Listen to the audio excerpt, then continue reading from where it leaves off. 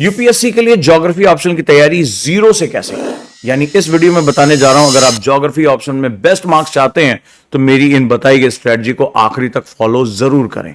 क्या आप UPSC geography option के भारी भरकम सिलेबस को देखकर पूरी तरीके से खोया हुआ महसूस कर रहे हैं? मैं समझ सकता हूं। आप उन टॉपर्स की लिस्ट को देखते हैं जिन्होंने ज्योग्राफी में 300 प्लस स्कोर किया है, लेकिन फिर आप जब खुद सिलेबस को देखते हैं, जियोमॉर्फोलॉजी, क्लाइमेटोलॉजी, मॉडल्स, थ्योरीज, तो ये एक ऐसे पहाड़ जैसा लगता है जिस पर आप चढ़ नहीं सकते। आप अकेले नहीं हैं, बहुत सारे एस्पिरेंट्स बिल्कुल ऐसा ही महसूस करते हैं। लेकिन क्या होगा अगर मैं आपको बताऊं कि इस पूरे सिलेबस को कवर करने और एक मजबूत नींव बनाने के लिए एक सिस्टमैटिक तरीका भी मौजूद है, भले ही आप बिल्कुल जीरो से शुरू कर रहे हैं। क्या होगा अगर इसका राज दर्जनों भारी किताबें पढ़ने में नहीं, बल्कि सही किताबों को सही क्रम में शुरू करने में हो? इस वीडियो में मैं आपको अपनी ज्योग्राफी की तैयारी शुरू करने के लिए एक स्पष्ट और सीधा रोड मैप दूंगा। यह एक ऐसे स्टेप बाय स्टेप गाइड की तरह है जो किसी ऐसे व्यक्ति के लिए डिजाइन की गई जिससे पहले से कोई जानकारी नहीं है। हम इस मिथक को तोड़ने जा रहे हैं कि यह सिलेबस बहुत बड़ा है, और मैं आपको ठीक ठीक दिखाऊंगा कि उस एक रिसोर्स से कैसे शुरुआत करें जिसकी कसम हर एक टॉपर खाता है। चलिए इस स्ट्रेटजी को जीरो से बनाते हैं। पहली चीज है दवाई, यूपीएससी में आपका सबसे ताकतवर हथियार। कैसे पर आने से पहले आइए जल्दी से क्यों के बारे में समझते हैं। ज्योग्राफी ऑप्शनल ही क्यों? अगर आप अभी भी अपना ऑप्शनल तय कर रहे हैं तो यह आपके लिए सबसे स्मार्ट और सबसे स्ट्रैटेजिक विकल्पों में से एक क्यों है। इसका जवाब एक शक्तिशाली शब्द में छिपा है, ओवरलैप। ज्योग्राफी ऑप्शनल चुनना सिर्फ आपके ऑप्शनल पेपर के 500 अंकों की तैयारी करना ही नहीं है, यह एक ऐसा कदम है जो आपको उसी समय आपके जनरल स्टडीज पेपर के एक बहुत बड़े हिस्से के लिए आपको तैयार करता है। सोचिए, जीएस पेपर 1 का ज्योग्राफी वाला हिस्सा तो सीधे सीधे कवर हो जाता है, लेकिन बात यहीं खत्म नहीं होती है। जीएस पेपर 3 यहां एनवायरमेंट, एग्रीकल्चर, डिजास्टर मैनेजमेंट और इकोनॉमिक इंफ्रास्ट्रक्चर जैसे विषय सभी भौगोलिक अवधारणाओं से बहुत गहराई से जुड़े हुए। मानसून पैटर्न को समझना कृषि के लिए बहुत आवश्यक है। प्लेट टेक्टोनिक और साइक्लोन के बारे में जानना डिजास्टर मैनेजमेंट का मूल है। यहां तक कि आपके निबंध पेपर और इंटरव्यू में भी सामाजिक आर्थिक मुद्दों, जलवायु परिवर्तन और क्षेत्रीय विकास पर एक ठोस पकड़ आपको ढेर सारा कंटेंट और एक यूनिक एनालिटिकल एज देती है। इस बड़े ओवरलैप का मतलब है कि आप अलग अलग खानों में पढ़ाई नहीं कर रहे हैं। आप अपने ऑप्शनल में जो भी घंटे लगाते हैं वो आपकी जीएस की तैयारी को बढ़ावा दे रहा है। आप सिर्फ समय ही नहीं बचा रहे हैं, आप उन प्रमुख मुद्दों को गहरी और इंटीग्रेटेड समझ के साथ पढ़ रहे हैं जो पूरे यूपीएससी परीक्षा में आपके सामने आते हैं। तो चलिए साफ करते हैं, ज्योग्राफी ऑप्शनल चुनना कोई अतिरिक्त बोझ नहीं है, यह आपकी पूरी मेंस की तैयारी को सुपर चार्ज करने का एक तरीका है। यह एक लॉजिकल और साइंटिफिक सब्जेक्ट है जो सही तरीके से तैयार करने पर आपका सबसे बड़ा हथियार बन जाता है। दूसरी चीज है सिलेबस को समझना। चलिए सिलेबस का सामना करते हैं। मुझे पता है बहुत डरावना लग सकता है, लेकिन असल में यह बहुत ही तार्किक यानी बहुत ही आर्गुमेंटेटिव वे में बनाया गया है। यूपीएससी ज्योग्राफी ऑप्शनल का सिलेबस 2 पेपर 1 और पेपर 2 में बटा हुआ है, जिसमें प्रत्येक का पेपर का जो वैल्यू है वो 250 मार्क्स की। पेपर 1 को प्रिंसिपल ऑफ ज्योग्राफी कहा जाता है। इसे अपने टूल बॉक्स की तरह समझें, जहां आप भूगोल के सार्वभौमिक नियमों और सिद्धांतों को सीखते हैं।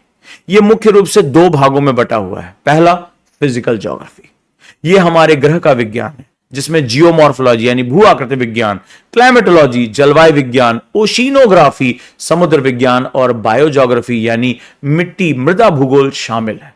और दूसरा है ह्यूमन ज्योग्राफी। यह हिस्सा पृथ्वी पर लोगों के बारे में है। इसमें जनसंख्या वितरण, शहरों का विकास, खेती और उद्योग जैसी आर्थिक गतिविधियां और भूगोल के विभिन्न दार्शनिक दृष्टिकोण मिलते हैं। आइए बात करते हैं पेपर 2 ज्योग्राफी ऑफ इंडिया। ये वो जगह है जहां आप पेपर 1 में सीखी गई हर चीज को सीधे भारत पर लागू करते हैं। आप भारत के भौतिक भूगोल, इसके पहाड़, नदियां और जलवायु का अध्ययन करते हैं।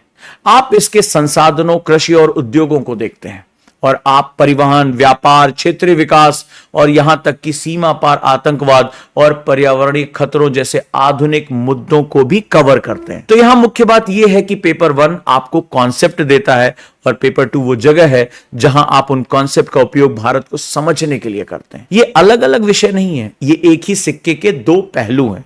इस संरचना को अपने दिमाग में बिठाना सिलेबस को मैनेजेबल महसूस कराने का पहला वास्तविक कदम है। अब अगली स्ट्रेटजी है अपनी नींव बनाना, फाउंडेशन कैसे बनाऊं, और इसको मैंने नाम दिया है एनसीईआरटी फेज। यह हिस्सा सबसे महत्वपूर्ण सलाह है जो मैं आपको दे सकता हूं। अगर आप 0 से शुरू कर रहे हैं तो ये आपकी शुरुआती लाइन है। अभी के लिए सबसे बड़ी मोटी मोटी रेफरेंस बुक को भूल जाइए। आपकी पहली और एकमात्र सबसे प्रमुख किताब होनी चाहिए एनसीईआरटी की बुक्स। ये बहुत स्ट्रॉन्ग फाउंडेशन तैयार करती है। हर टॉपर, हर टीचर, वे सब एक ही बात करते हैं, एनसीईआरटी से शुरुआत करो, वे बेस हैं और बाकी सब कुछ इसके ऊपर बनाया जाता है। लेकिन सवाल है कौन सी एनसीईआरटी पढ़ें? तो मैं 4 किताबों के नाम बता रहा हूं, इन्हें लिख लो। पहली किताब है class 11 fundamental of physical geography. यह किताब पेपर 1 के लिए आपकी सबसे महत्वपूर्ण किताब है। यह जियोमॉर्फोलॉजी, क्लाइमेटोलॉजी और ओशिनोग्राफी के मूल कॉन्सेप्ट को सबसे आसान भाषा में समझाती है। दूसरी किताब है क्लास 11 से ही फिजिकल एनवायरनमेंट इंडिया।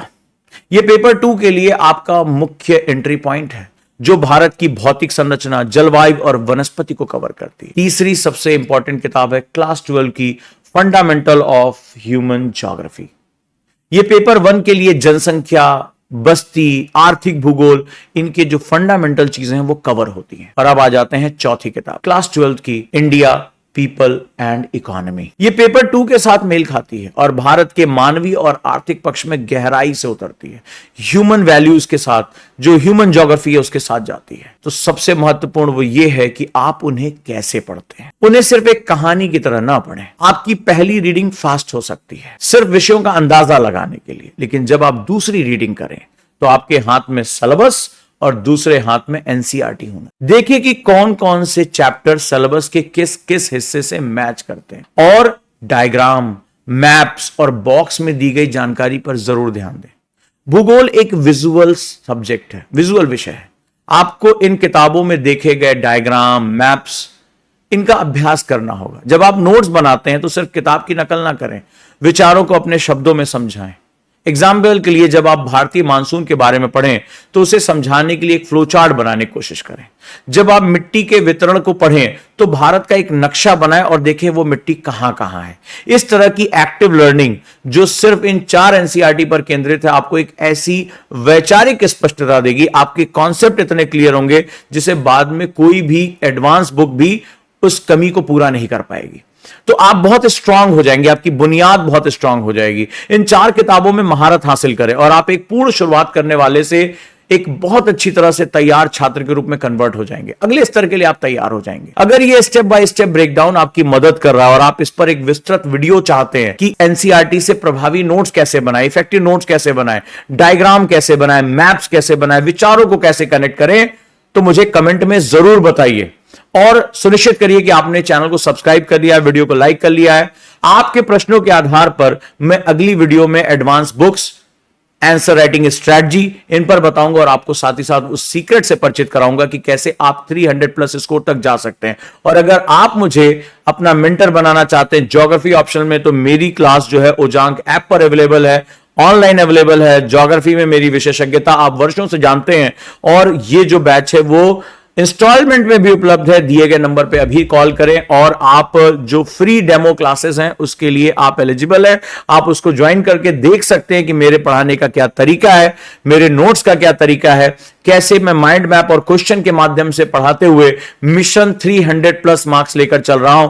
और अगर आप इस मुहिम का हिस्सा बनना चाहते हैं तो मेरे साथ जरूर जरूर जुड़े। और ज्योग्राफी ऑप्शनल को आप अब समझ चुके हैं कि ये सिर्फ ऑप्शनल नहीं है, जीएस में भी आपका सबसे बड़ा हथियार है।